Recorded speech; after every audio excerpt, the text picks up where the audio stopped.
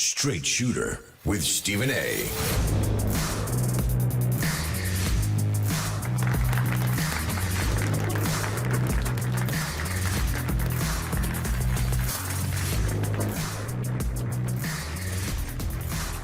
What's up, everybody? Welcome to the latest edition of Straight Shooter with yours truly, Stephen A. Smith, coming at you every Wednesday night from 6 to 8 p.m. Eastern Standard Time over the airways of Sirius XM, POTUS Radio, Channel 124. Number to call up, as always, is 866-967-6887. That's 866-967-6887. 866-96-POTUS. That is the number to call up. Let me get right to it because I've been annoyed all week long. And, it's not because of people that I'm about to talk to, because we've got Representative James Clyburn coming into studio this evening. I'm here in the nation's capital, Washington, D.C., right down the block from the state capitol and what have you. And Representative Clyburn is coming in part to promote his new book, The First Eight, A Personal History of the Pioneers, black congressmen who shaped the nation. So I'm interested in talking to him about that, but it's inescapable how we're going to talk about the Democratic Party, the world of politics that is going on as we speak, the kind of things that we have to deal with, and the kind of things that I think has served to divide this country instead of bringing us together.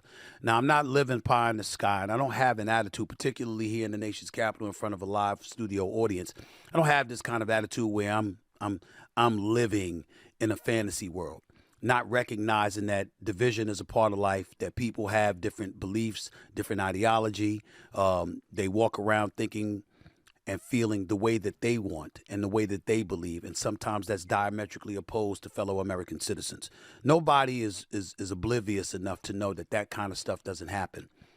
But the manner in which those feelings, those emotions are stoked by people on Capitol Hill is something that I've lamented for quite a long time. And one of the biggest reasons why I've been involved in the world of politics these days. I have a job. Life is pretty damn nice. I could have stayed in sports and minded my business and lived happily ever after.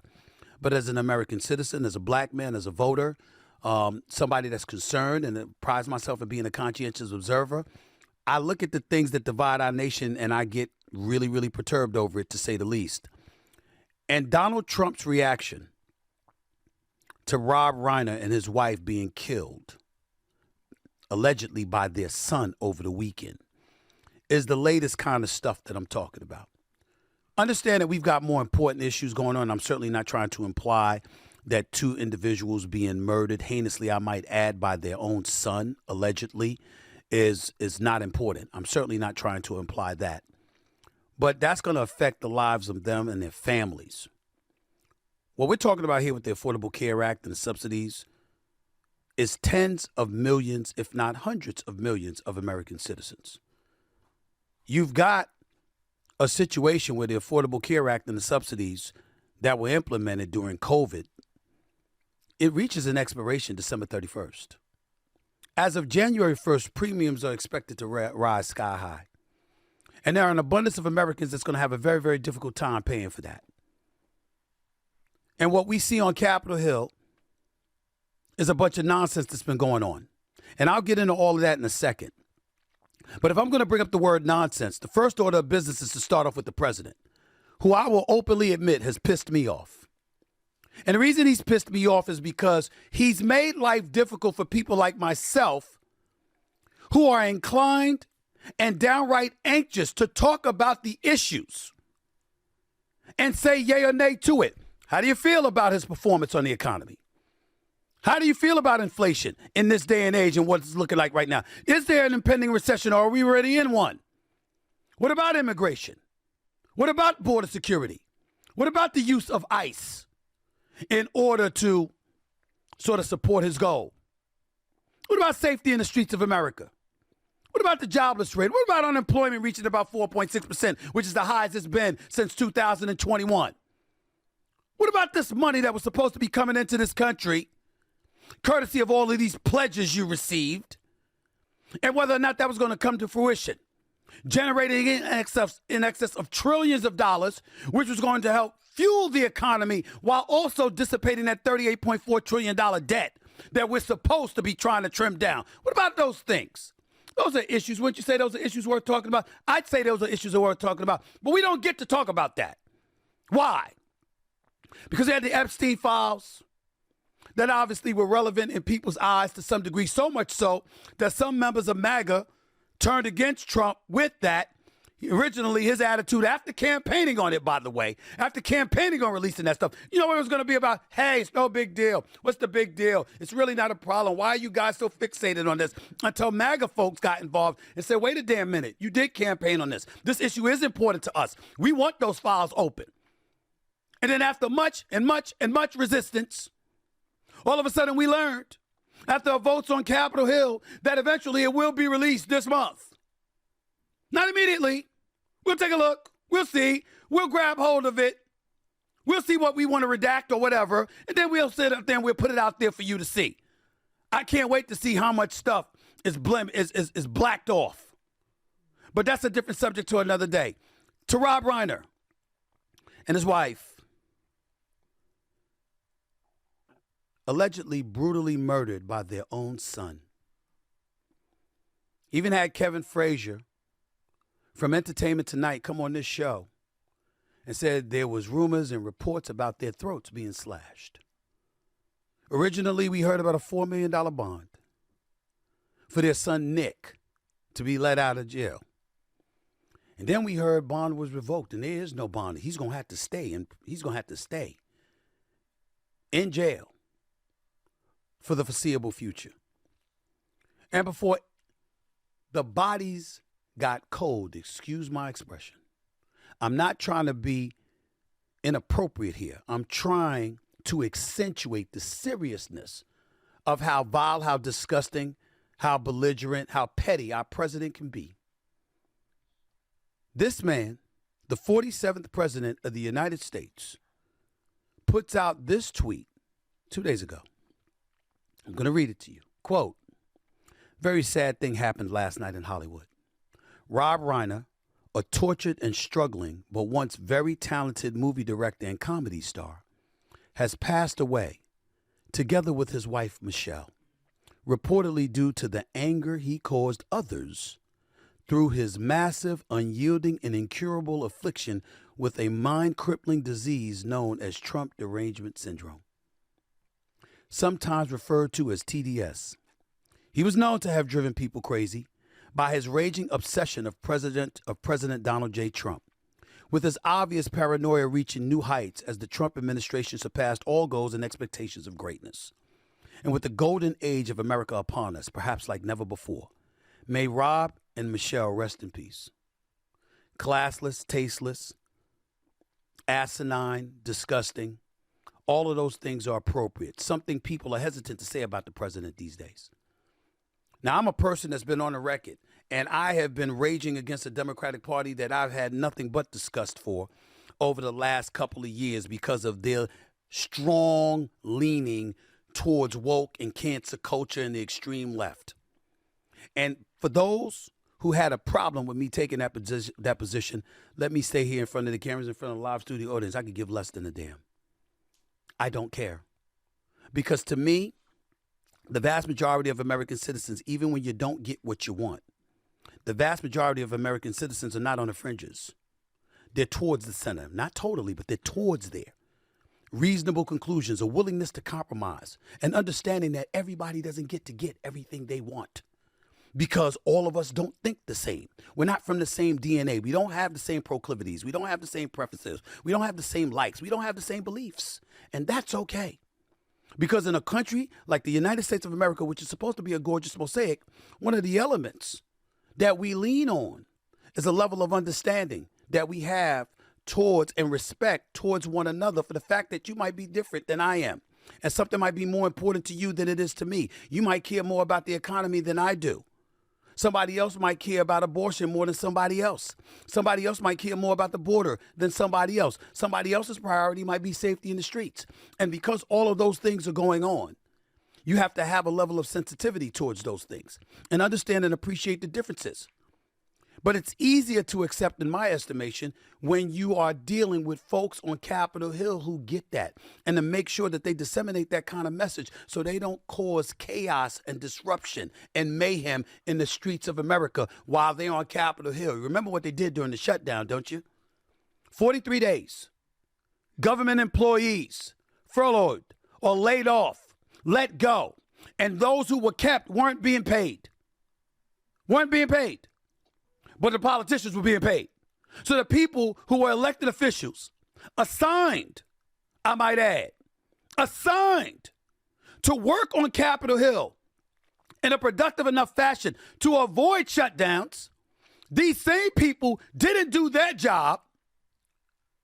That lent itself towards you not getting paid, but then they turned around and they get paid. This is what has been going on. This is the problem. This is why you see a level of frustration that turns violent. Remember, I come from the world of sports. Fan. That's short for fanatics. In the world of sports. So coming from that world and seeing how rabid people can be, you develop a level of understanding that makes you say, if they're that way with sports, how are they going to be with real life? Because sports don't determine your health care. Sports don't determine your safety in the streets. Sports doesn't concern your affordability. You can choose to go to a game. You can choose not to go. You can choose to support your team. You can choose to purchase cable and watch them on television. You can choose to do a lot of things, or you can choose not to. You have that choice at your disposal. Our choices are left up to the politicians on Chapel Hill when it comes to real life issues. When you've got the ACA, the Affordable Care Act, and its subsidies scheduled to expire December 31st, you've got people that were paying $260 a month that are expecting to pay over $2,000 if that doesn't get addressed. What are you going to do about that? The average American citizen can't afford that.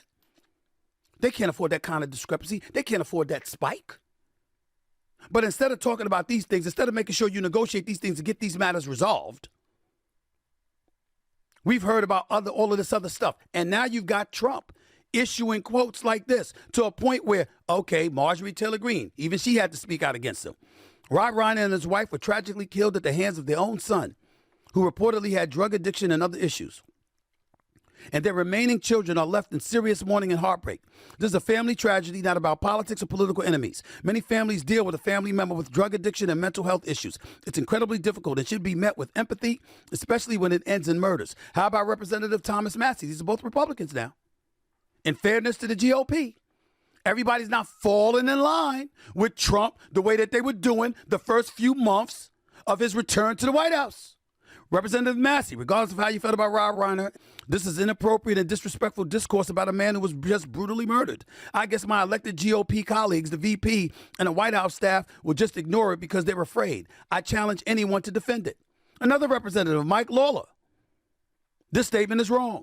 Regardless of one's political views, no one should be subjected to violence, let alone at the hands of their own son. It's a horrible tragedy that should engender sympathy and compassion from everyone in our country, period. Piers Morgan. This is a dreadful thing to say about a man who just got murdered by his troubled son. Delete it, Mr. President. Delete it. Let me make sure that I quote Senator Ted Cruz, who was sitting right here next to me in this same studio just about 3 weeks ago or so. He says, I'm deeply saddened by the horrific murder of Rob Reiner and his wife. He was one of the most talented movie makers to have ever lived. From Spinal Tap to When Harry Met Sally, from A Few Good Men to my favorite movie of all time, The Princess Bride, we are weeping the loss of a comedic and storytelling master. His movies touched us deeply and spoke to our fundamental humanity. Rob Reiner was one of a kind, and he will be missed. The tragic circumstances of his murder make it all the more horrible. Heidi and I are praying for his family. Rest in peace. Here's what we should pay attention to. For a change, we haven't heard anything from the Democrats. And I want to say thank you. I applaud that. Because the chances are, if the Democrats open their mouth, they'd blow the momentum they're building. You see, this hatred for President Trump, justified or not, depending on who you ask, the reality is that it's been an impediment to the Democrats' success along the way. And that's how I'm looking at this right now, particularly as we approach Christmas. Because Christmas could come and go, but don't think those folks that are worried about their health care ain't worried about the expiration of the subsidies on December 31st. So their Christmas is already compromised because no agreement has been reached. A vote is taking place as we speak It's not expected to pass, which means you won't have a resolution, which means as a result of that, even though the continual resolution has already been resolved, at least momentarily, the bottom line is healthcare matters haven't been resolved. And you got a president that's literally sitting in front of the camera when he's not making such asinine statements like this, sitting there giving himself an A plus grade on the economy when everybody knows there's no way possibly that you could do that. Unemployment's at 4.6%. Inflation is relevant. A recession could be before our very eyes. You're talking about these opportunities that have come from everywhere, all of these pledges by these companies in the trillions of dollars. Where's the money? We haven't seen it yet. Has there been a collapse in our economy? No.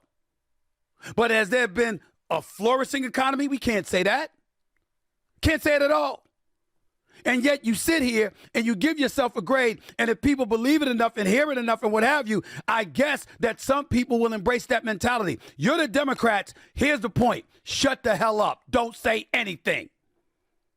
Don't say anything about woke culture. Don't say anything about cancel culture. Don't get into identity politics. Don't do any of that. Stick to health care. Stick to affordability. And make sure that you have an answer to the problems that persist, because contrary to what you led people to believe leaning into the 2024 election, you didn't have it. Yeah, unemployment rate was a little less, but you had a whole bunch of people having government jobs. Well, if they're government jobs, that's taxpayer dollars that's funding them. If you need taxpayer dollars to fund folks who are working in the government and to fund the government overall, what are you ultimately doing? You're ultimately contributing to the debt because we're spending money we don't have.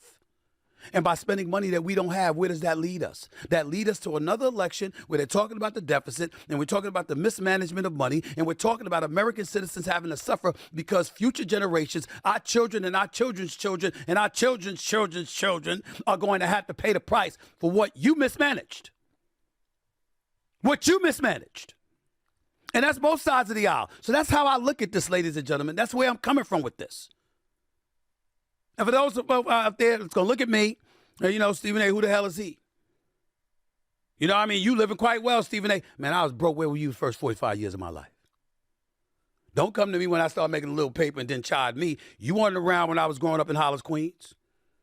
You weren't around when I had holes in my roof, when I saw rats and roaches running around, when I barely had a pot to piss in and I had a mother taking care of 6 kids, starving herself and working like God knows what, 7 days a week. 7 days a week, 16 hours a day, 1 week's vacation a year for 20 years. I know what welfare cheese smells. I know what welfare bread and cheese tastes like. This is not unfamiliar to me. I don't want to hear that nonsense. When I hear a president talking about how and the economy is great and the affordability issue is a Democratic's hoax, what are you talking about? You're a billionaire. I'm not dismissing that. We live in a capitalistic society. I want you to make your money. I want everybody to get paid. I believe in free market capitalism. I believe in that more than I believe in socialism. I believe in that more than I believe in communism. I believe in that more than I believe in fascism or Marxism. I can tell you that much.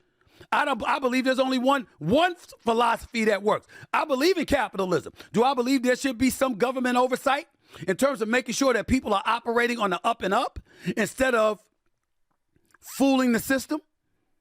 Yes, I do. But only for that purpose.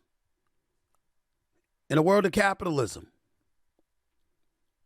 that springs hope because you got an opportunity to capture the American dream, and that's what it's all about. That's why people come from all corners of the world to try to be the United States of America.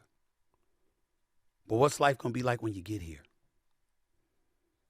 Particularly with a president that's fixated on retribution, no matter what anybody says, that is as petty as it comes, that defines his moral compass and decency by who he likes and dislikes, as opposed to what's fair-minded and what's decent and what's beyond the pale and what isn't.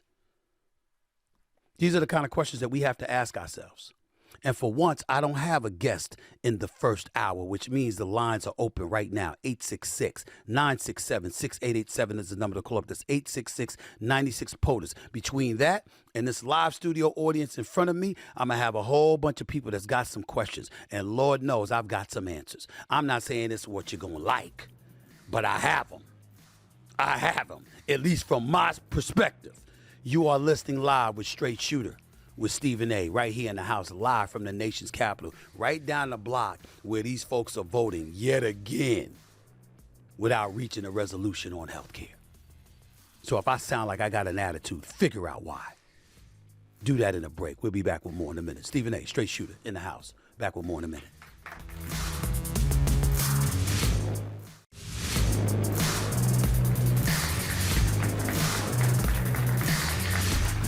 27 minutes past hour number one back here on Straight Shooter with yours truly, Stephen A.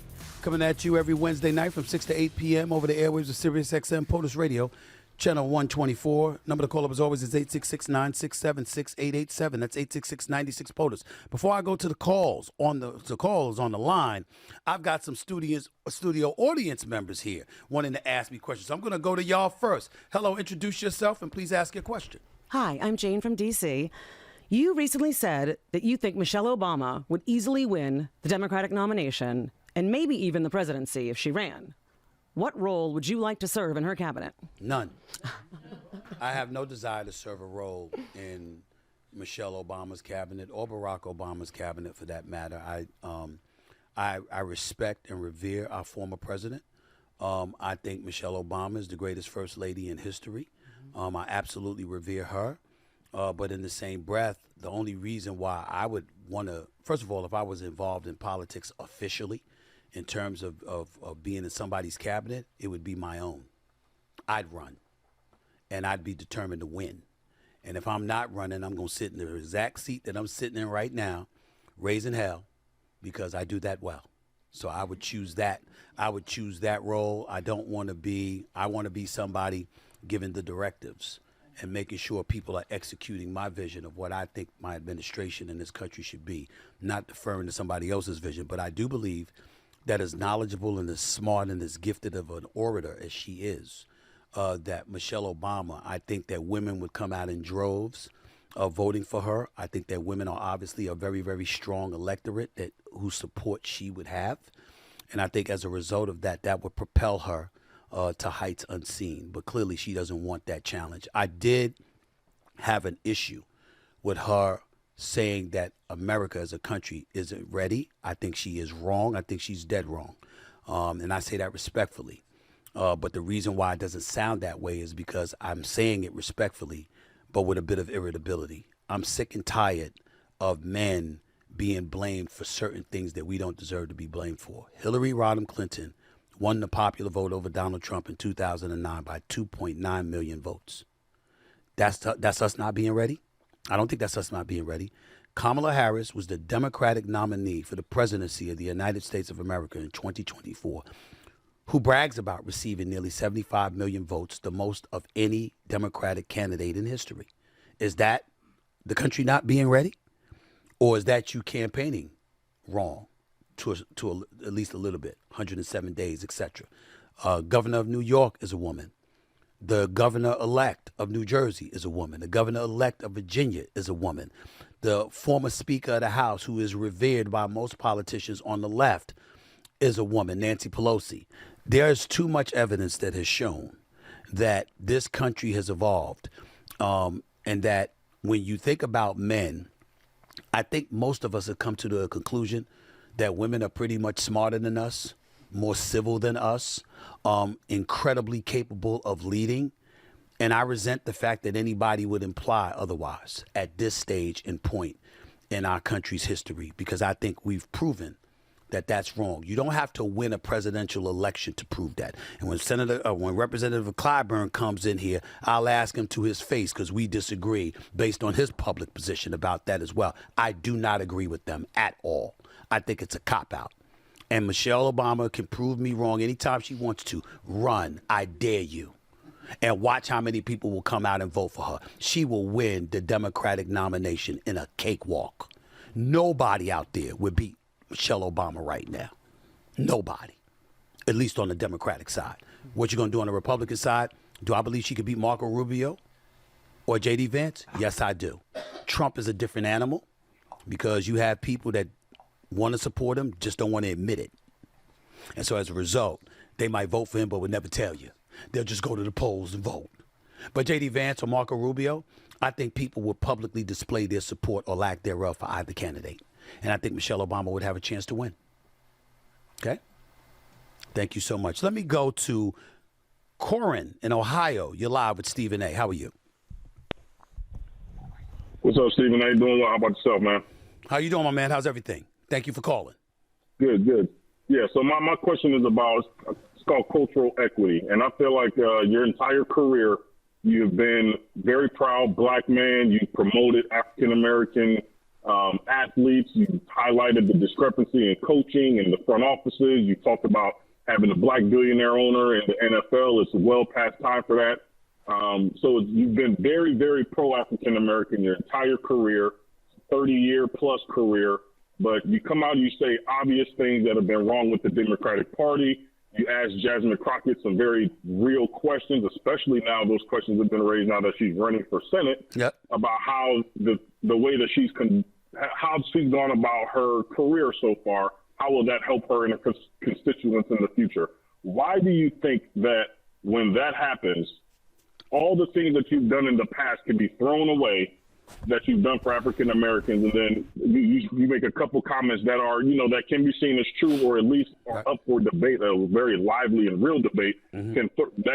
All those things can be cast aside, and then now you're, for lesser of a better term, your Uncle Tom in some people's eyes. Well, first of all, there's two obvious answers to that question. The first answer is that in politics, all of those things are not only possible, but ordinary. It happens all the time. Anytime somebody is looking for what's politically expedient, particularly as it pertains to a politician or pundits who support that side of the aisle, that's what's going to happen. And so you got to understand that. Those are big boy, big girl rules. You got to know that. The other side to it is that that's the elephant in the room that black folks don't want us talking about. We don't hesitate to throw our own under the bus. It's just a fact. It's sad, but it's true. You can do 99 things positive as a black person for your own community. And the second somebody profoundly disagrees with you, they can't disagree with just what you've done. They've got to castigate who you are. And they have to label you. It happens on too many occasions. But we also have to understand that from an historical perspective, that has happened as well. When we saw Dr. Martin Luther King Jr. making the strides that he made, there were people who took sides between him and Malcolm X because they had a different philosophy and a different ideology. And it wasn't enough for one to be different than the other.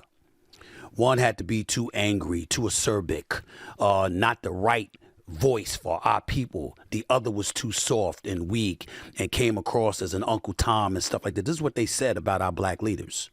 And on many, many occasions, that's stuff that's happened, but you got to have the intestinal fortitude to move beyond that, to understand how that can be very, very annoying. And in my case, insulting, because in some instances, it's come from people that I've loved, that I've cared for, that I've looked out for or tried to, and they know better and they know they're not telling the truth, but it's politically expedient with what they're trying to do with their YouTube shows and their podcast shows and all of that stuff to come across as being authentic with their fake rage.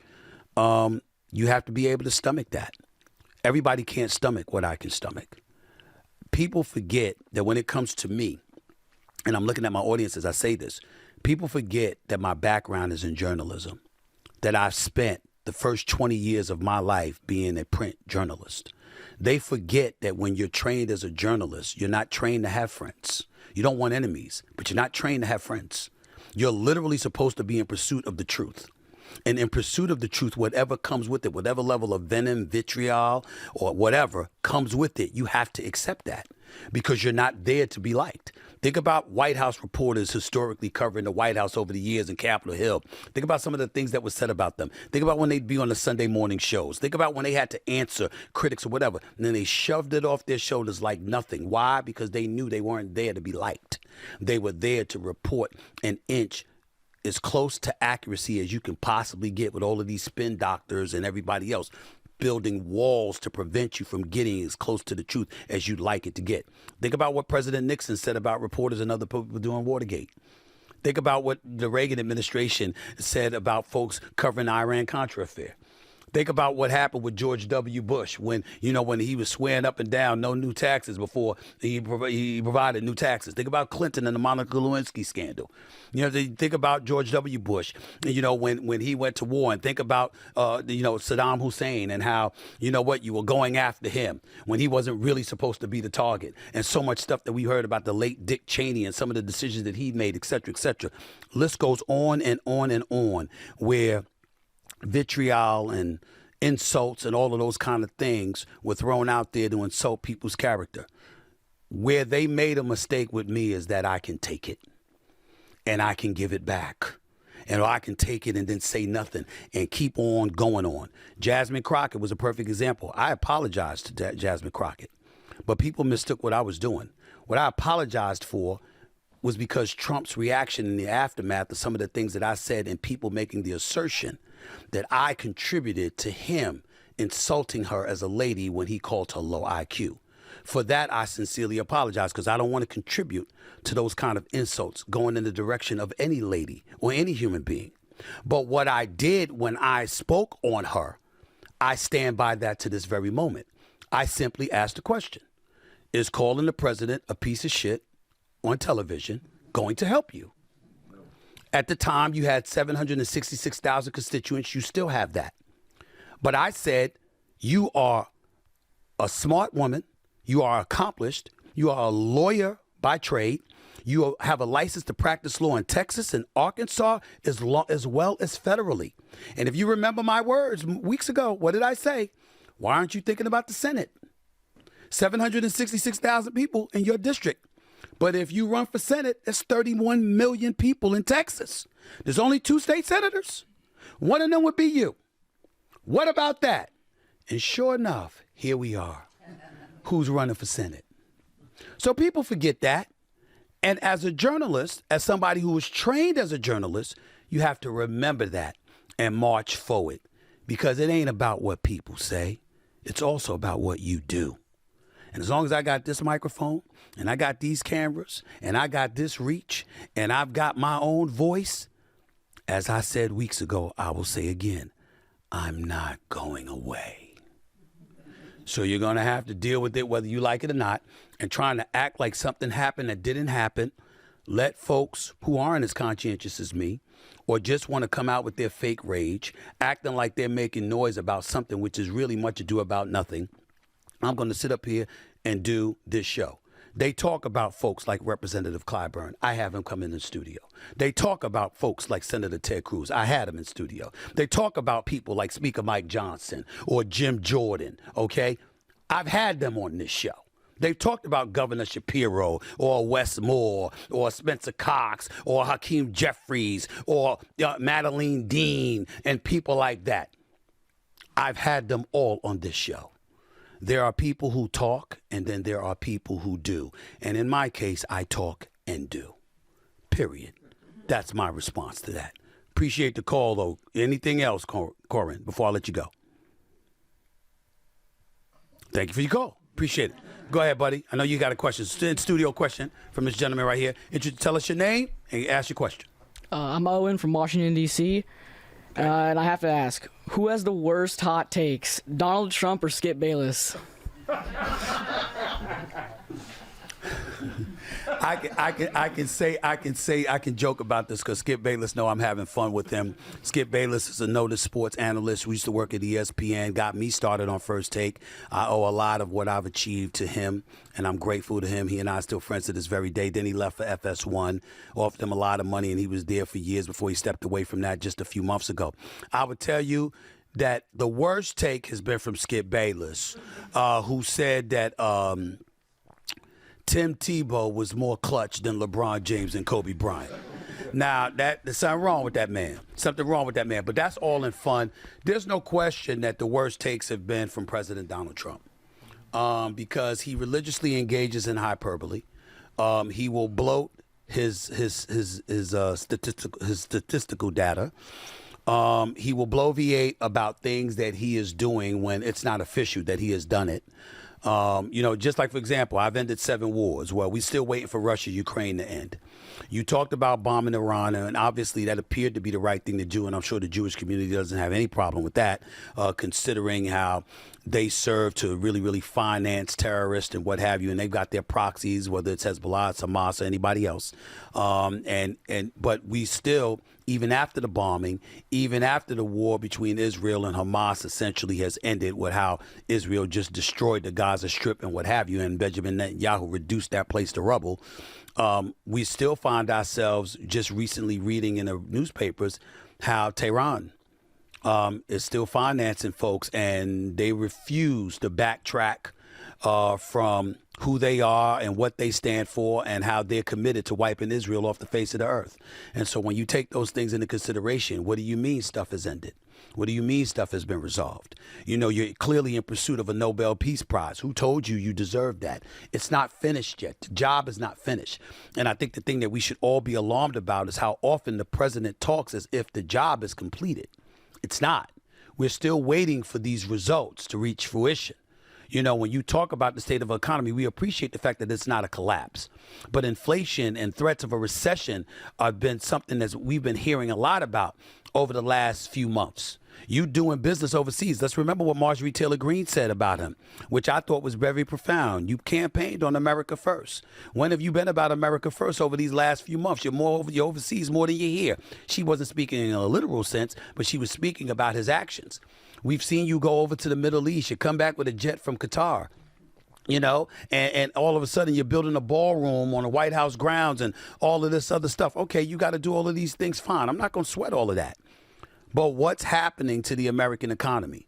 And what do you mean you're going to give a speech and you're going to talk about all the good things that you've done and you're going to talk about affordability in the United States of America? How are you going to do that exactly? Who are you to tell other folks what's affordable and what is not? When you're not living in their world, you don't go to the supermarket and buy your own eggs, your own bread, your own milk, your own cereal, etc. You don't do that. You don't pump your own gas. Okay, you don't do all of these things. So when you say it's a Democratic host, it shows a level of detachment. And I think the thing that hasn't been explained enough and hasn't been talked about enough is the fact that when it comes to the GOP, the fact that he's doing all of this stuff while spewing this kind of rhetoric and turning people off who are moderates, who are middle of the road, who don't want that noise and that chaos. He's doing this before the midterm elections. Usually you'd want to wait after, because you don't want to do anything that could get in the way of your side of the aisle winning the midterms. He's officially jeopardizing the GOP with his behavior and his rhetoric. I didn't say policy because that is yet to reach fruition. We don't know.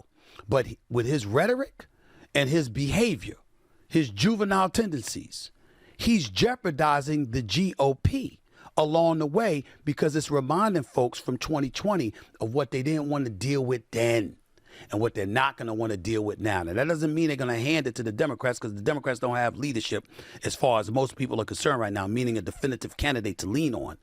But he's opening the door for them, and he doesn't seem to care. And maybe that has something to do with the fact that he doesn't get to run for a third term in 2028 because he doesn't get to circumvent the 22nd Amendment of the United States Constitution that limits you to 2 terms. Maybe. We'll see. 866-967-6887 is the number to call up. That's 866-96-POTUS. Back with your calls and more to close out hour number 1 in a minute. You're listening live to The Straight Shooter with Stephen A. Back with more of y'all and yours truly in a minute.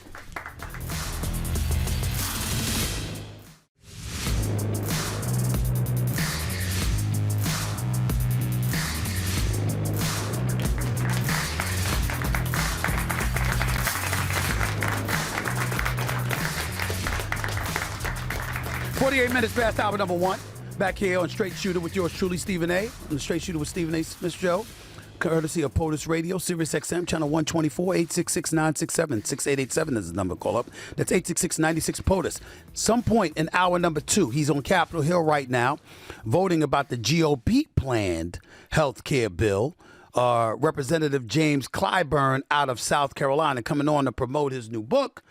and to talk to us about the state of the Democratic Party as we speak. So I'm looking forward to him getting here as soon as he possibly can. Until then, again, your phone calls are welcome. We've got a studio audience here in the nation's capital, right down the block from the state capitol. And I'm looking forward to talking to folks, obviously, a bit more. I love talking with the audience. I love talking with my callers and listeners. No problem there. Yes, ma'am. You have a question for me. Your name and the question, please. Hi, Stephen. My name is Keisha, and I'm from Northern Virginia. Yes, ma'am. And actually, great segue for my question, which is about running for office. I'd heard you mention it at one point. It was probably a while ago. But tonight, you've actually talked an awful lot about your opinions, and you've talked an awful lot about you would want to run your own administration as opposed to be in someone else's administration. Okay. So is that something that you really are looking into? And if so, which party? I wouldn't say Democrat I'm or looking Republican? into it. I'm saying that I'm taking it very seriously. I've been asked to consider it very seriously, and I'm doing exactly that. I'm living a very, very good life, very fruitful life right now. And if I were to run for office, I'm told I would have to give up a lot of my money. Now, that ain't happening. That's not happening. I'm not doing that, okay? But if there's a way for me to get on that debate stage and debate some of these politicians and the things that they have done to what I consider to be derail our country and to call them on the carpet for it, I will not hesitate to do that. That is not something that I would run from. I have no desire to be a politician. If there were any political position that I would want, it would be one thing and one thing only, to be the president of the United States of America. I'm not interested in being one of 100 senators. I'm not being interested in being one of 435 representatives. If I'm going for it all. And I personally don't know what I would do against the Republicans, because you have folks on the right side of the aisle that are obviously going to support their staunch conservative candidates. But I will tell you, for me personally, I believe at this particular moment in time, there isn't a Democrat out there that I can't beat. I don't think the party has the leadership that it needs. Certainly you can beat me if it's contingent on campaign dollars, generating campaign money so you could have your commercial. When I say I can beat them, I'm talking about on the debate stage and at the polls. I'm not talking about all of the other ancillary stuff that comes into the equation that's a part of it. Like, you got to go out there and fundraise. You got to ask people for money. You got to curry favor, which means you're going to owe favors. Oh, no, they can beat me at that. But I'm talking about two things: debate stage and the voting polls. I believe I could win. I truly, truly do. And so I left the door open, and I'm going to do that, and I'm going to use the entire year of 2026 to take it very seriously and treat it with the seriousness that it deserves. And somewhere near the end of 2026, early 2027, I'll make my decision. I think it's highly unlikely that I will do it, but I have promised several people that I love and care for very dearly that I will not rule it out, and I will not. You're sounding very much like a politician. Even though you want to try to stay out of it, that sounds very much like I don't think I sound like a politician. I think I'm Absolutely giving you an do. honest answer, because let me tell you this: if I was broke, I would tell you yeah. But I mean, the fact that I worked my tail off for 30 years in the business, and I just signed a contract that I never dreamed would be possible with ESPN, and I have a contract with SiriusXM that I never dreamed of. I'm living a very, very fruitful life, and it's a lot to give up. And why would I give it up for nothing but stress? Okay, that is a question mark. The only thing that would be worth it is the presidency of the United States of America. And I think that I personally believe that, of course, I'm not a master of the issues. I'm not an aficionado. I have to do a lot of studying. I'm not ready. But come 2027, I would be. I promise you that. I wouldn't get on a debate stage not ready. And I think anybody who sees me debate knows I wouldn't get on a debate stage not ready. That would not happen. So I'm leaving the door open, and I'm very, very serious about leaving the door open. But that's it. All right. I think that's a good answer. Interesting to hear. I'm just going to tell you. Love to hear you on a debate stage, because I'd love to hear someone be more for real, all right, being up on the stage. Oh, people get called out. It would be bad. It would be respectful, but it would be bad. And I mean, I'm not going to give any names or whatever, but it's so much ammunition to go at these candidates with. It wouldn't even be fair, because I don't have a record. They do.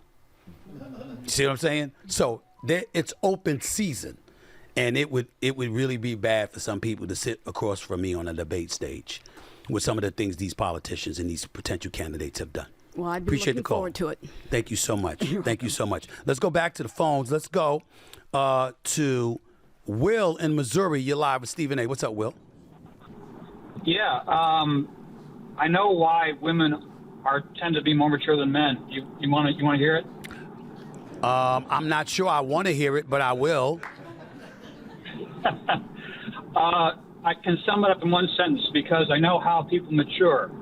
Work through your shit. Yeah. If Fair. you don't work through your shit, if you bury it, if you swallow it, if you deny it, there are a lot of elderly toddlers running around that have never dealt with their shit. Ever. Yeah, that's three shits. Don't do it a fourth time.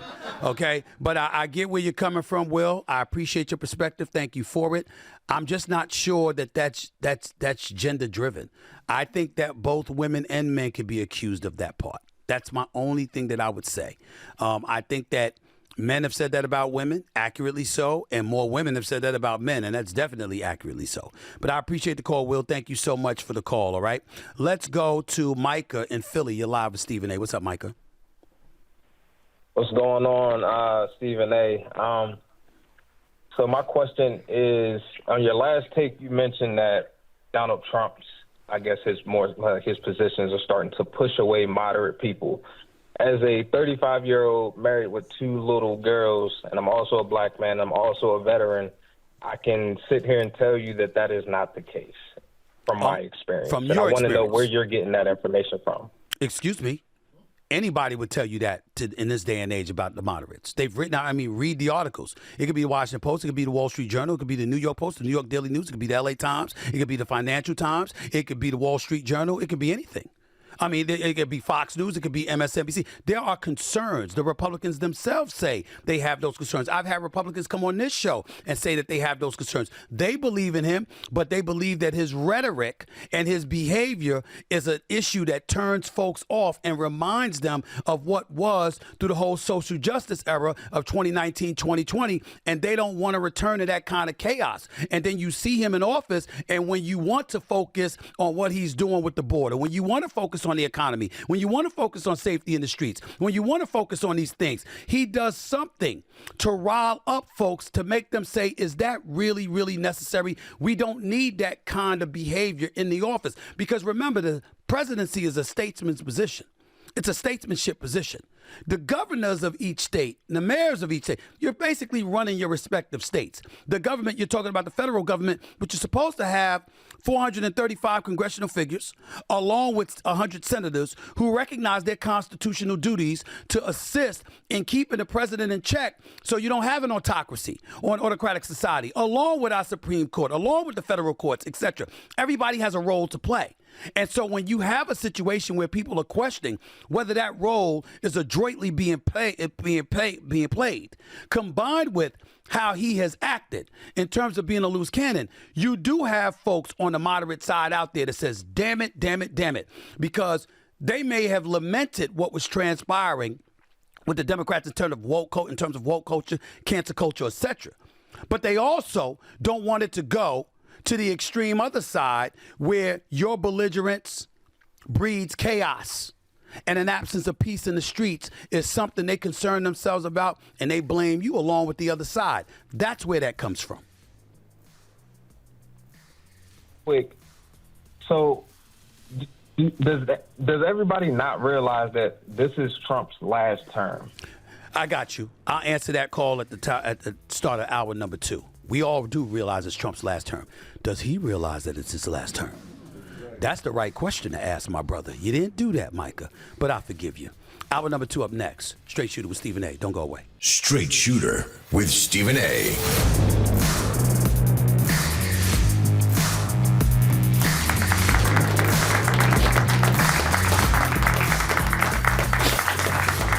Hour number 2, a Straight Shooter with Stephen A. right here with you in front of a live studio audience inside the nation's capital, Washington, D.C., right down the block from the nation's capital. Number to call up as always is 866-967-6887. That's 866-96-POTUS. You're listening live to Straight Shooter, Sirius XM, POTUS Radio, Channel 124.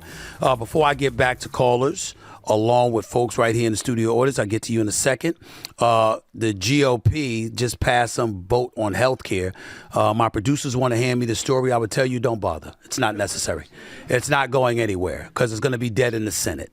Okay, so we all know this is just a bunch of pomp and circumstance. It's much ado about nothing until stuff is voted across the aisle and you have enough folks on both sides of the aisle that push forth a new health care bill.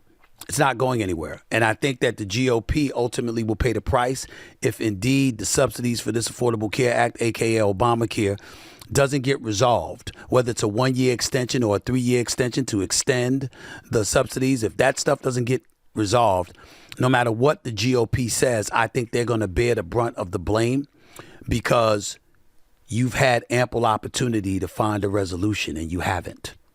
Where is your plan? That's what they're going to say about the GOP, which is what they've always said about the GOP. Trump talking about wanting to put dollars in the pockets of Americans. When you talk about $1,500 to $2,000, really? That's what we're doing? What is that going to amount to? What's that going to resolve? Have you seen the cost of medical bills? That ain't going to cut the mustard. You want insurance to pick that up so those premiums don't elevate sky high and you're not handicapped. It's just that simple. It's just that simple. So that ain't going to work, okay? That's him living pie in the sky. Seems a bit detached, to say the least.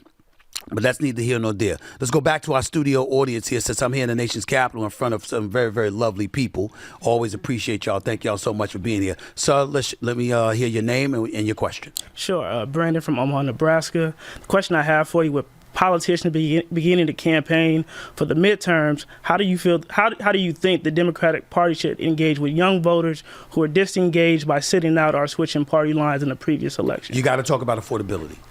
You can't be talking about woke culture. You can't be talking about cancer culture. You can't be talking about identity politics. You got to be talking about practical, down-home issues that affect the everyday American citizen. And that's about affordability and safety.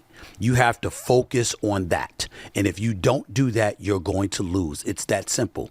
You got to remember some of the things that transpired. Like, for example, I was very happy, when you see a president like Joe Biden giving money to HBCUs, when you see how the unemployment rate had improved, but it was a byproduct of folks getting a lot of government jobs, a lot of federal jobs. Well, guess what? That's not going to last because in some people's eyes that contributes to debt, which is what Trump did. And when the minute he came in there, courtesy of him and Elon Musk, they cut out programs, they cut out assistance, U.S. aid and other things. They did these kind of things, and that was problematic.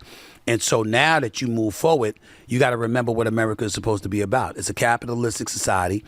People are trying to get paid. The small business atmosphere, that stratosphere is what you really, really got to focus on. And you got to make sure that you focus every bit as much on the private sector as you do on the public sector, because the private sector is what's going to ultimately feed the economic system that we're living in. If it's government jobs and what have you, even though that's good because people are going to have money, and the more money they have, the more they're willing to spend, particularly during the holidays and things of that nature, the fact of the matter is it's still costing the government. And you got to find a way to trim that $38.4 trillion deficit. You got to find a way to go about the business of making sure that people have money in their pockets so they can spend and fuel the economy without costing the government. If you do that, that's when you're leaning towards a path of more success. Until you do that, it's going to be a struggle and it's inescapable. The Democrats forgot about that. And I'm going to say this, and I've never said this on before. I'm going to say this now, and I know it's going to be controversial, but I don't give a damn. The LGBTQ community, I support that. I totally do. I always have, I always will. I am a fiscal conservative. I am a social liberal. When it comes to my money, I can't stand high taxes. I don't want to live in California. I don't want to live in New Jersey no more. I don't want to live in New York anymore. I'm tired of them damn taxes. You understand? I'm tired of it, okay? But when it comes to you and how you choose to live your life, I'm all for it. Live your life. Be all you can be. But there are exceptions.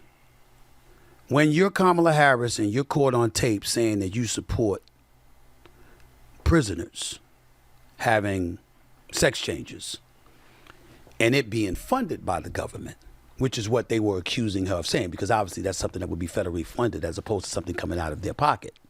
That's problematic. When you are a trans individual who's transitioning from male to female, that's your business. It's no problem. Right up until the moment you decide that you want to play sports and compete with ladies. How fair is that to the ladies? When genetically speaking, there's no way that you don't have an advantage. There's no way. So, and then last but not least, how can anybody be on a record like Gavin Newsom was recently? And he talked about trans children. And then you have people reminding you that there were folks on the Democratic side who were supportive of children transitioning without parental consent. Now, the average American citizen out there, if you ask them to raise their hand and says, do you approve of anybody telling you that your child can do anything without your permission, let alone that? You don't even have to go there. You don't even have to go to a trans child transitioning from male to female. You don't even have to go there. All you have to go is ask a very simple and generic question. Are you in support of somebody telling you that your child, a child, can do anything without your consent? Anything. Something as simple as going downstairs to grab candy at 10 o'clock at night instead of taking you behind the bed. A parent will lose their mind over that. Because it's my child. Who are you to tell me what you can do with my child? These are practical issues. You don't have to be a politician. You don't have to be knowledgeable about policies and all of that stuff to know that there's certain things that are just flagrantly wrong. But that was what was happening in the eyes of the American voter, which scared the living hell out of people. And so those are the kind of things that can't happen. If the Democrats stay away from that stuff and get back to reminding people that they are the ones, they are the party for the American citizen.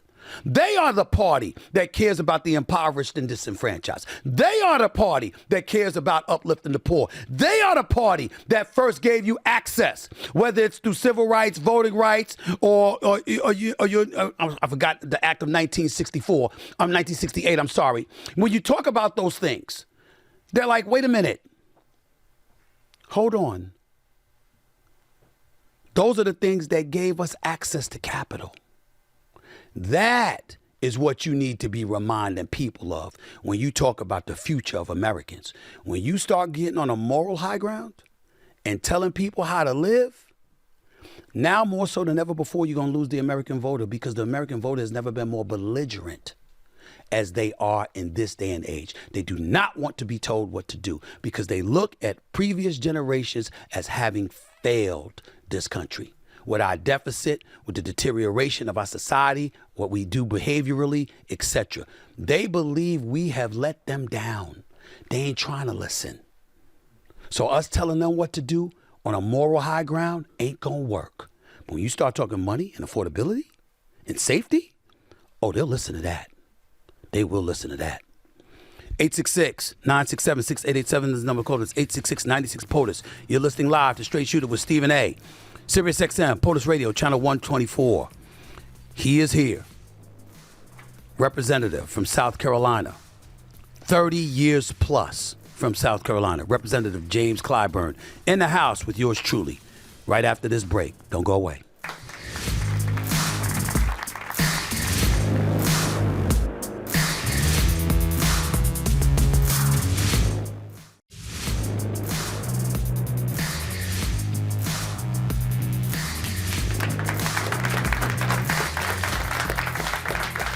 $18 minutes past hour number 2 back here on Straight Shooter with yours truly, Stephen A. Smith. It is my honor and privilege to have my next guest in studio. He is the third-ranking Democrat in the House of Representatives, serving South Carolina's 6th Congressional District for over 30 years. He is a member of the influential House Appropriations Committee, and his new book is titled The First 8, A Personal History of the Pioneering Black Congressman Who Shaped a Nation. Please welcome to the show, one and only Congressman James Clyburn. How are you, sir? I'm fine. Thank you. Thank you. We'll get to your book in just a couple of minutes or so. I've got to ask you, there was a vote in the House today. Obviously, the GOP voted their health care plan.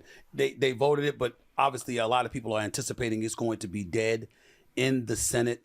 What can you say about the state of this Affordable Care Act subsidies and what's being voted on and how this whole process has been going? Well, thanks very much for asking that question, because I want to do a couple of things. First of all, I'm no longer in the third rank, and I used to be. Okay. Secondly, the Affordable Care Act, and I want to emphasize that because we nicknamed it Obamacare.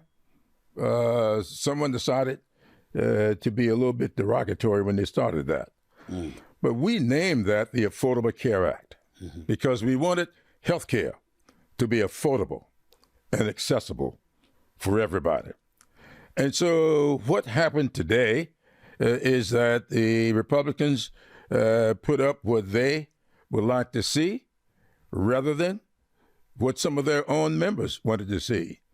I don't know if you've seen the report on this, but four of them signed the discharge petition to put on the floor a bill that will allow a 3-year extension of tax credits. Now, they always say subsidies when they talk about low-income and middle-income people, but it's tax cuts and tax breaks when they talk about wealthy people. These are tax cuts that will allow the implementation of the bill. And so I think that when we get back here in January, the Speaker's going to have to put that bill on the floor. And I think it's going to get to 218 votes. The fact of the matter is, it's got 218 votes to come to the floor.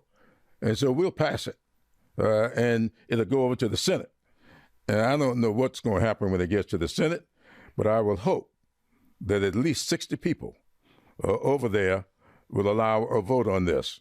Because why should the richest country in the world not have health care accessible and affordable by all of its citizens? I don't disagree with that. The four Republicans that obviously sided with the Democrats on this, that crossed party lines, Representative Brian Fitzpatrick out of Pennsylvania, Representative Robert Bresnahan out of Pennsylvania, Representative Ryan McKenzie out of Pennsylvania, and Representative Mike Lawler out of New York. Right. Those were the four right there.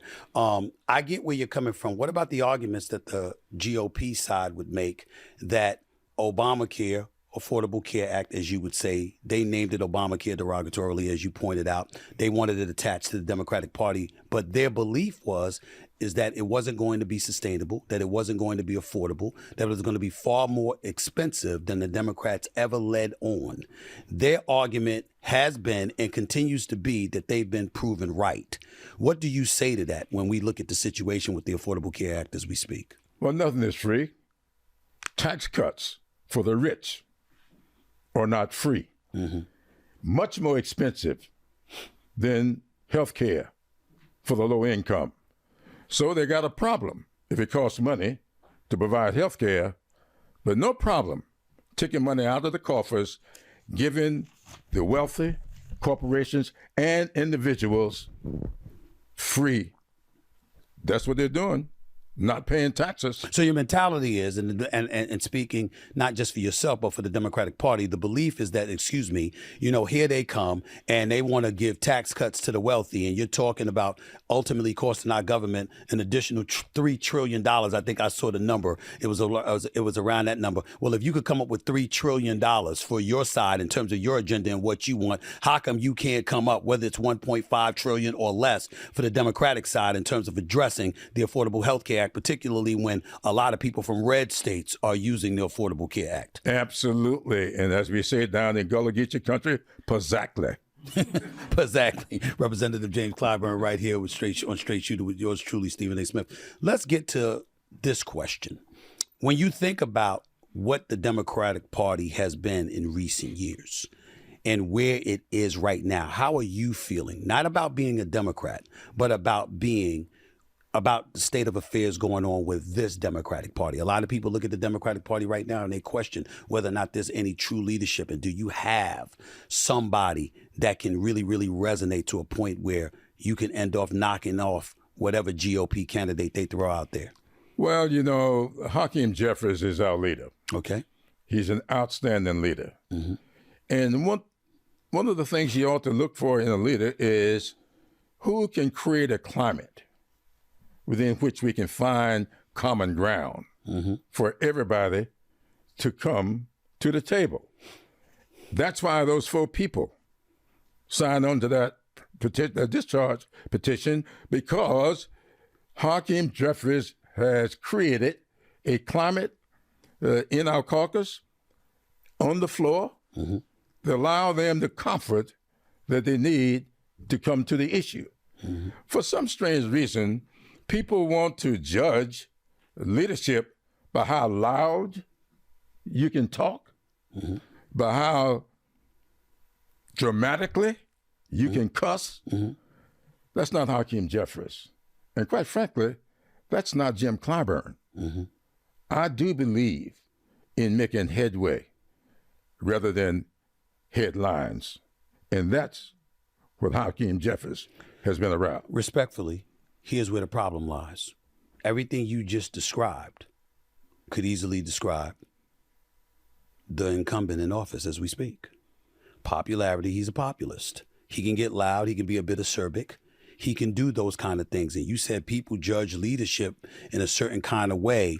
And I'm saying to you, well, that's who the president is. And apparently, you know, that's who you would have had to beat in 2024. That didn't work. If J.D. Vance, the vice president, decides to mimic Trump's behavior, he'll probably be the popular candidate for 2028. How concerned are you that that's what you have to compete against? And how can you adapt to that? Well, I don't think we have to adapt to that. And I think that's the problem now. We should not make normal that which is abnormal. That is abnormal behavior that we're getting from this president. And why should you or me, anybody else, try to find ways to make it normal? I don't consider it to be normal to insult. I'm the father of 3 highly intelligent black women. And when I see someone in office that look for opportunities to insult black women, which is what this president does day in and day out. Well, that's normalized? That's one of the categories, because to me, he insults everybody. Well, he insults everybody. Well, nobody should be voting for him. Okay. So but 77 million people did. Yes, absolutely. Because people confuse boisterous behavior with leadership. Is it possible that that's not what they did?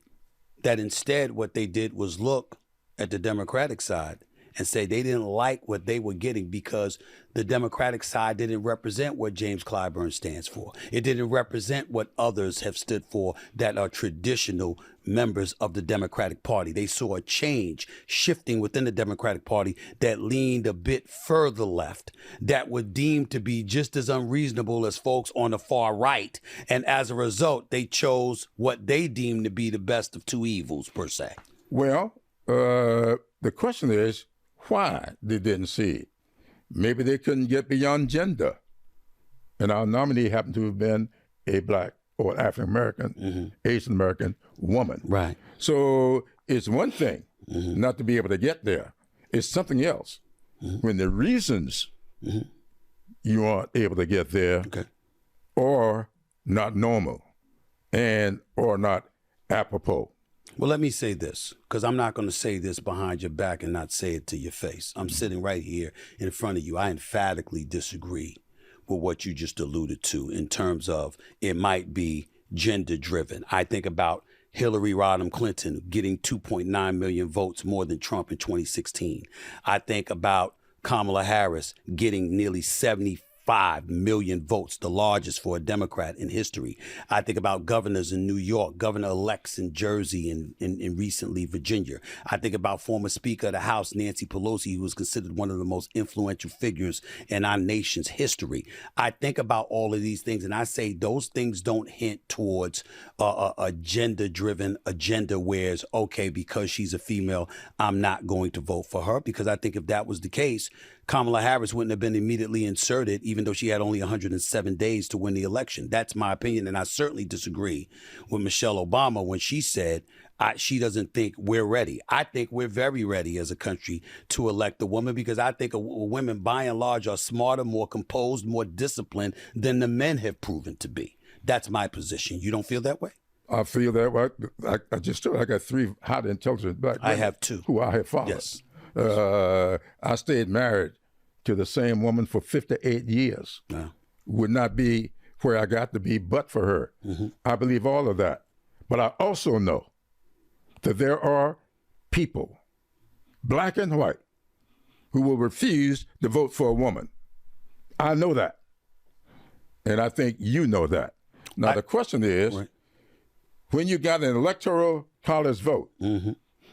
and you can very, in a sophisticated way, target your election, your campaign, so as to make a difference mm-hmm.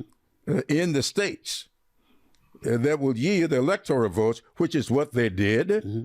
and were successful at it. Mm-hmm.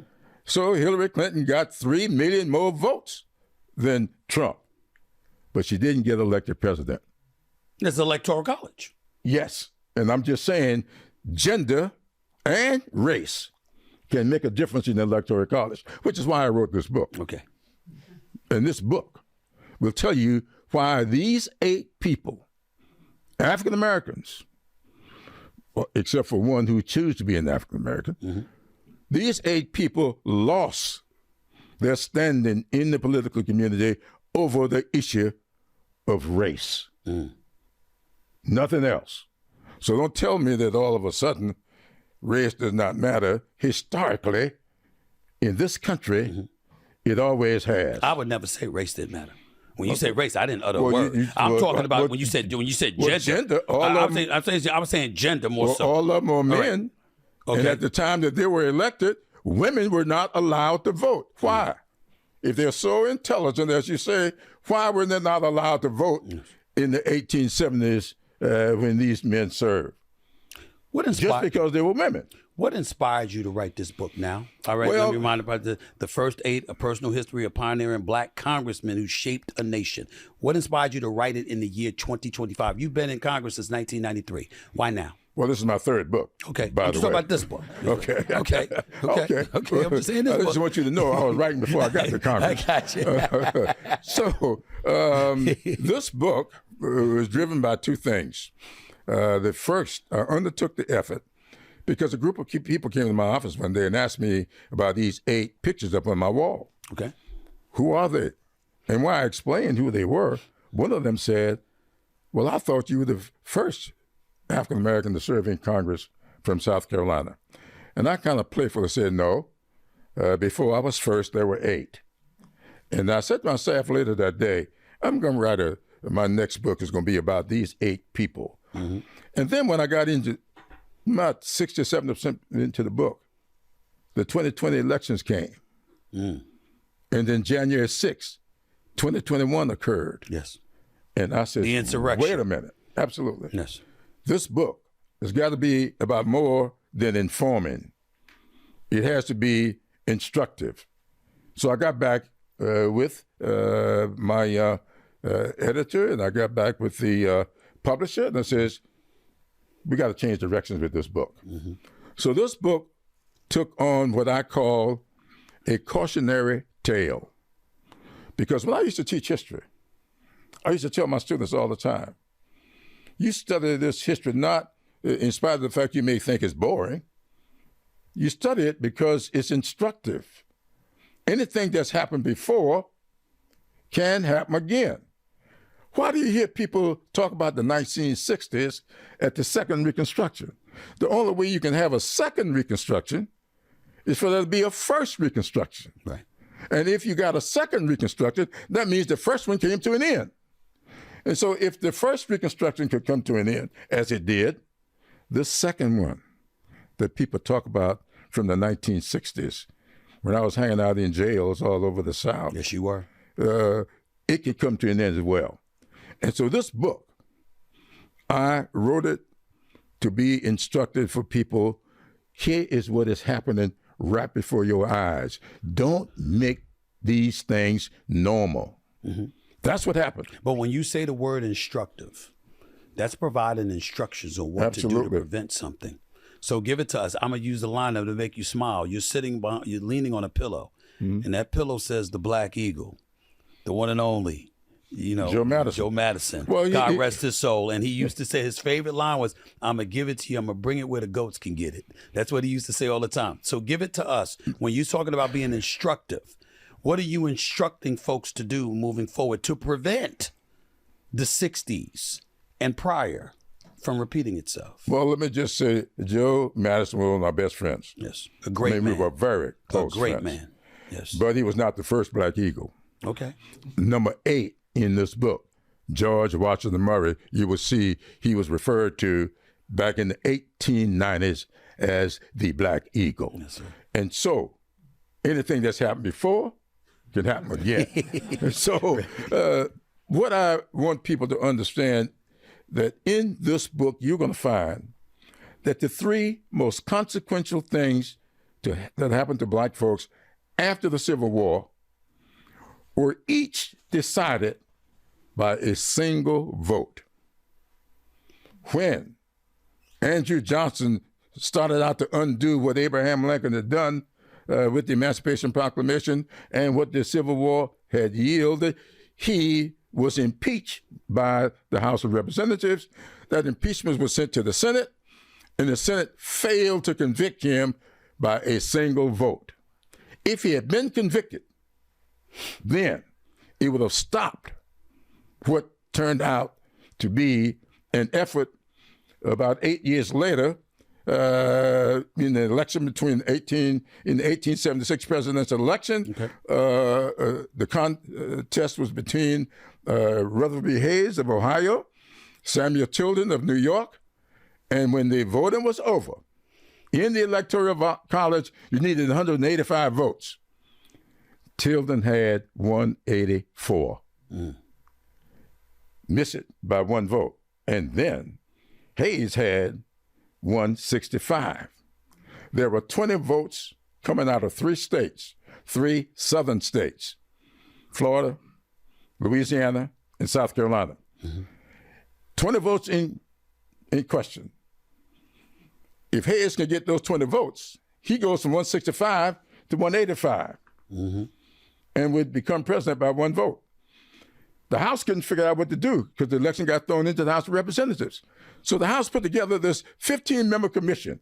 So y'all go out, y'all meet with the candidates, y'all come back and make some recommendations as to what we ought to do. These 15 people met with the candidates and voted 8-7 to give those 20 votes to Hayes. Why? Because Hayes promised them, give me those votes. I know what you all want down there in Florida, over there in Louisiana, and there in South Carolina. Give me these 20 votes, I will bring it in to Reconstruction. They gave him the 20 votes. He became president by 1 vote. The vote was 8-7 to end Reconstruction. The vote was 185 to 184 to begin Jim Crow. Wow. That's what this book is all about, to tell you how that happened. It didn't happen because some big groundswell came. No. This country was evenly divided back then, just like it is now. And so if we can retrogress into another Jim Crow era by single votes, your single vote could be the one that caused it again. That, throughout this book, and then I go into the epilogue to tell you how you ought to conduct yourself on this TV show. On this TV show? Absolutely. Really? So, okay. Read the epilogue. Hold on. Yeah. I'm sitting right next to you. Absolutely. Feel free to tell me. I can take it. No. I'm sitting right here. No. I'll listen. I'll listen. I will listen. I want you to read this book. I will read this book. Especially, I was going to read it anyway, but especially after what you just said, I'm definitely going to read it. Make no mistake about it. And you don't have to worry about that. And I want your listeners to read it too. And I want them to look at the headlines that come out every day. And I want you to see what happened back in the 1880s and 90s I just told you about the Black Eagle. Number 7 in this list was called the Canary. They hung nicknames on them meant to be derogatory. They used the judicial system to indict them, put them in jail, to get them out of office. So when you hear somebody saying, put her in jail, that's the same thing they were saying back in the 1870s. Same thing. Well, see, here's my issue. So I'm sitting right next to you. And I'm gonna read. I'm gonna read that, but like, make no mistake about that. I appreciate you giving me the heads up about that. But when we're talking about what the kind of things that you're talking about, some people would look at it and they'd say, okay, that's a moral position to take, and that should absolutely positively matter. But you also know, you're too knowledgeable, you're too smart, you've been around too long not to know that a lot of times the American citizen will shove that aside when they're concerned about their own welfare and their well-being, affordability, safety in the streets, etc. And this last election that Kamala Harris lost to Donald Trump, I thought it was the ultimate indictment against the Democratic Party, because despite how this incumbent behaves, how he acts, how he talks, the rhetoric he spews, etc., America said he's closer to normal than the Democratic Party. That's what they said with their votes. How do you explain that? Because people want to know. The Democratic Party, in their eyes, have changed so much. And people like yourself and others who represented a different Democratic Party came across as if you caved to the extreme left. And the American people are saying, you don't deserve our vote by the majority. They do, because at least they are who they are, and we know who they are. What the hell about y'all? What do you say to that? Well, it all depends on what you choose. I grew up in the parsonage. Now, I decided not to follow my father into the ministry. But when I told my dad that I was not going to go to the seminary, as we had discussed, getting out of jail for the third or fourth time, I figured that wasn't working too well. And so he said to me on that occasion, well, son, I suspect the world would much rather see a sermon than to hear one. And the problem we've got, I think, is summed up in Martin Luther King Jr.'s letter from the Birmingham City Jail. When King was asked to leave Birmingham because folks saw him as a disruptive force. But they also said, now we believe in your cause. Your cause is right, but your timing is wrong. Now, I think that people say, well, it's right that we should have a woman president, but the time ain't right. Your timing is wrong. But you know what King said to them? He said, in that letter, he says, I'm coming to the conclusion that the people of ill will in our society are making a much better use of time than the people of goodwill. And I think that what is happening in our society today is that those people of goodwill have not done a good enough job of making use of their time. Why haven't they? Simply because I do believe that we have allowed the people of ill will to normalize things that should not be normalized. There are people who says, just give it time. Just give it time. It'll all work out. No. Time is what we make it. Time is never right. Time is never wrong. Time is always what we make it. And I do not believe that we've done a good enough job in using time. Now, I can prove that to you. Just look at the election results. If you look at when Barack Obama was elected president, and you look at the vote that the Democrats got 2 years later, when we lost 64 seats. Yes. The other side got the same level of votes that they got when Barack lost. I mean, when Barack won. Then they came back 2 years later and got the same votes. Our vote dropped off. Okay. So Go ahead. Because I really believe that we have come to the conclusion in all too many instances. Now, once we elect you, then we expect for you to deliver for us, but we don't need to vote anymore. And that's what happened. Is it though, Representative Clyburn? Just look at the results. I'm just saying, but could it be? Listen, I am not one to ever sit here and discourage people from voting. You go to the polls. Too many sacrifices have been made. I can't stand people that don't vote.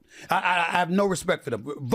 Vote, damn it, vote. But the flip side to it, how you vote, you have that level of freedom. And is it possible that they didn't vote and you lost 64 seats, and you look at the state of the Democratic Party as you're transitioning that from 2012 to 2016 to 2020 to 2024? Is it possible that people are looking at the Democratic Party and they're saying, excuse me, it's not about our disdain for him this go round.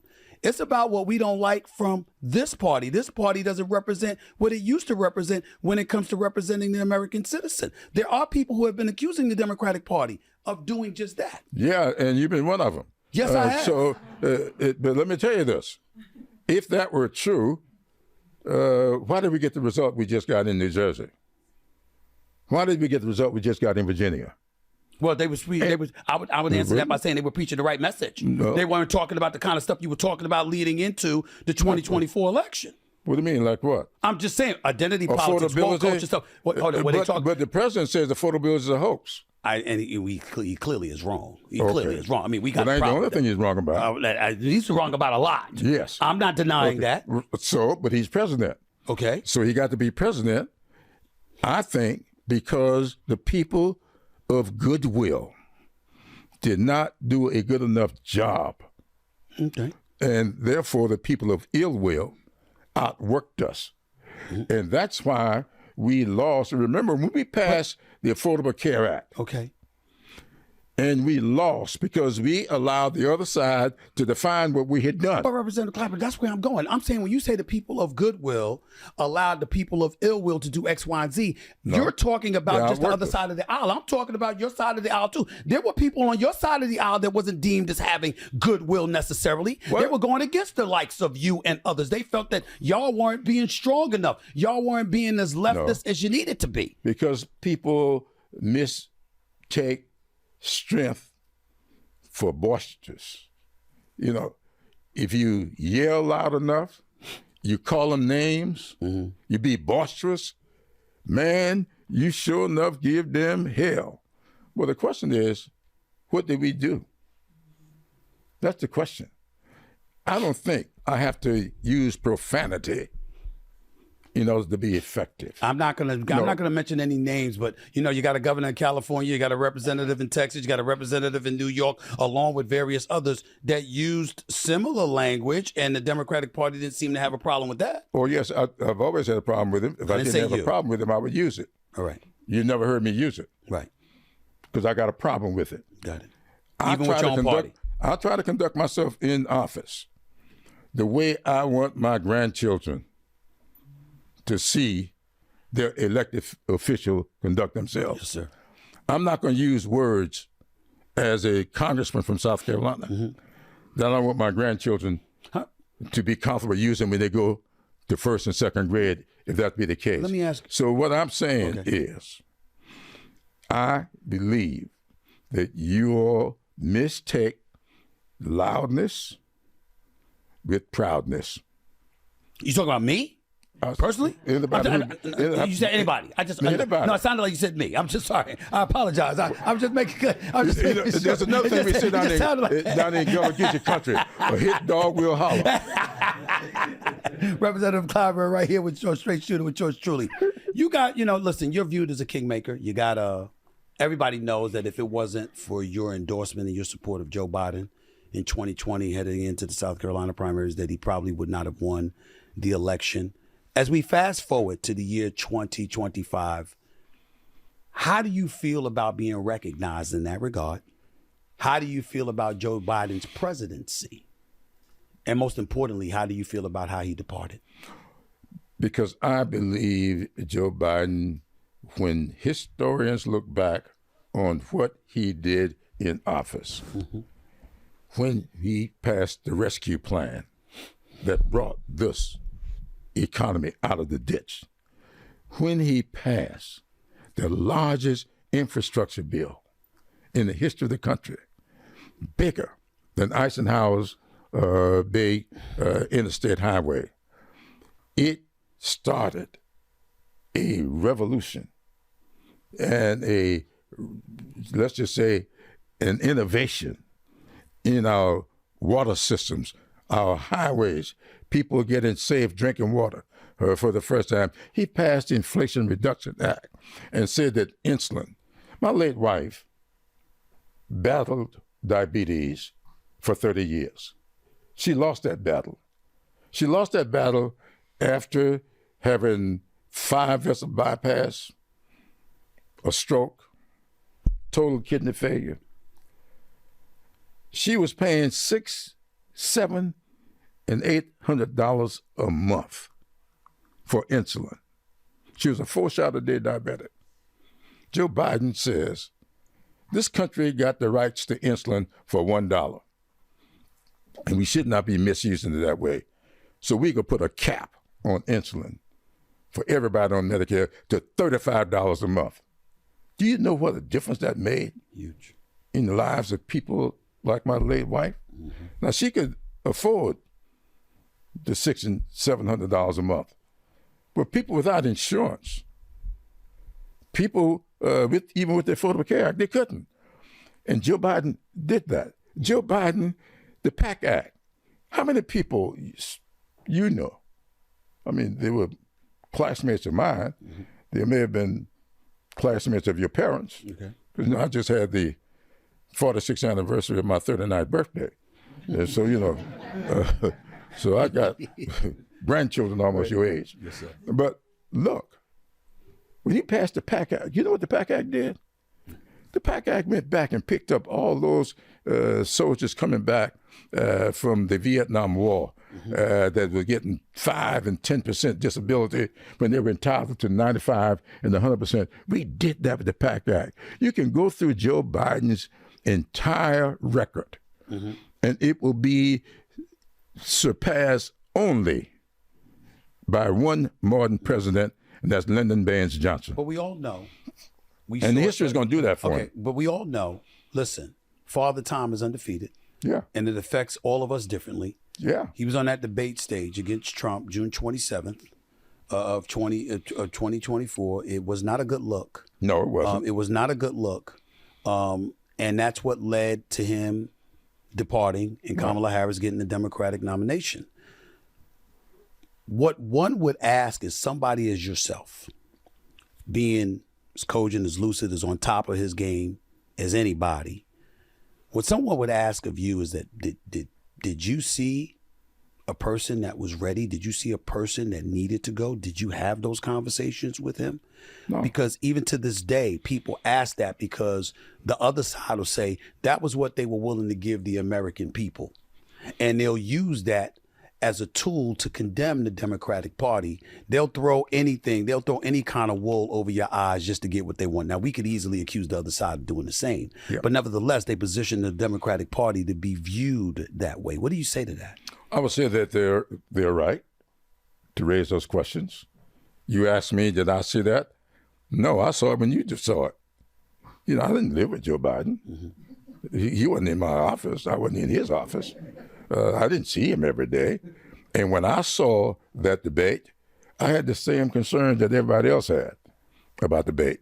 Now, the question then becomes, was that a one-off? Or was that indicative of a situation that would continue?